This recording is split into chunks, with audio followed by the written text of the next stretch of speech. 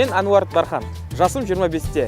Қазақстан теміржол ұлттық компаниясында Ақтөбе-Алматы пойызында жолсерік болып жұмыс жасап жатқаныма 6 жыл болды.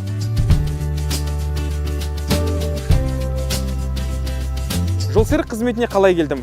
Менің ата-анам Қазақстан теміржолының болашағы зор дегендіктен жолсерік қызметін таңдап, бүкіл Қазақстанды шарлау менің арманым болды.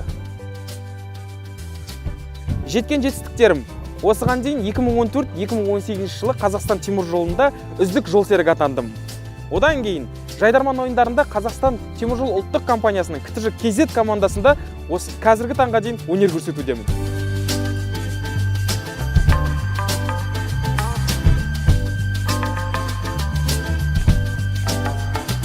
Мен өз жұмысымды жақсы көргендіктен өте көңілді жүремін. Әрбір жолаушы келген сайын оларды жақсы қарсы алып, жеткізетін станциясына дейін жеткізіп, олардың батасын алғанды өте жақсы көремін.